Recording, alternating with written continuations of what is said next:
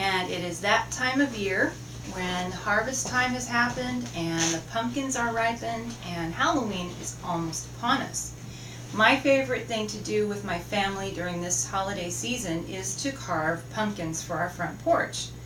So I wanted to show you all the things that are involved to get ready and to do the carving.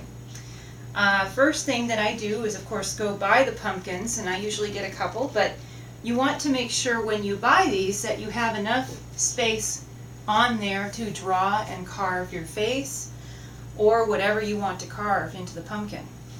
So you bring it home and you make sure to wipe it down with a wet rag or paper towel because they don't come clean, and get all the dirt off.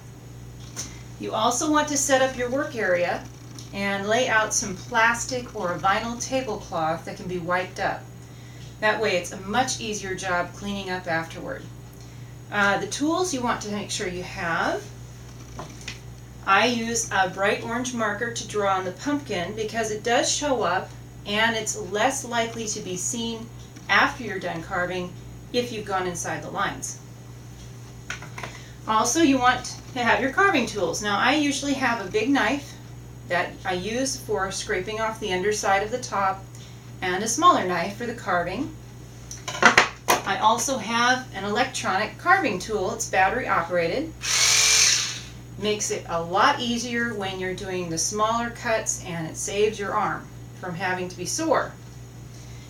Now, there are kits that you can find at the grocery store or Walmart, and they come with their own knives and a scoop. And these are very useful if you don't want to make a mistake and it's a real precise cut. I tend to use the knives because I don't always do those real intricate drawings. You also want a scoop that you can fit in your hand really well and get a good grip on. The small one will work, but I like the ice cream scoop because of the flat edge, and it's a very sturdy handle. I have a bowl with a bag in it for all of the insides of the pumpkin, so it's easy to put in the bag and then throw in the garbage when I'm done. So the first thing I do after I've laid out my tools, cleaned off my pumpkins, is I draw a top on the top of the pumpkin about 2 to 3 inches out from the stem. And that way I have enough room to put my arm into that pumpkin and clean it out. You want to make sure that you cut this at the right width outward, because once you cut it, you can't make any changes or the top will not stay on.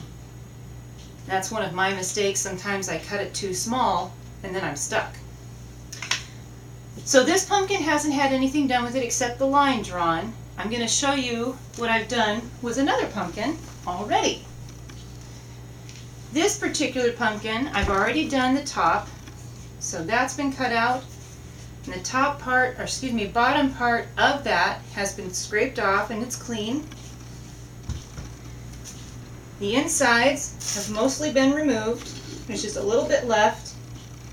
And you know, sometimes people keep the seeds in case they want to roast them as a snack, or they might want to save them for planting their own pumpkins next year. And I've done that, and that's a lot of fun for the kids to have their own pumpkin patch. So now that you've got the inside cleaned out, you can put the top back on. It fits just perfectly there. Next, you want to draw your face. And you can, again, use your marker. You can use a pencil. There's some wipeable markers out there you can use. And I have already done that on a third pumpkin. So this pumpkin, we have drawn out our face. We have carved out the eyes and the nose and the mouth. There's a little bit left to trim on the nose. So I'm making sure that I don't get too close with my other hand. I keep that hand out of the way.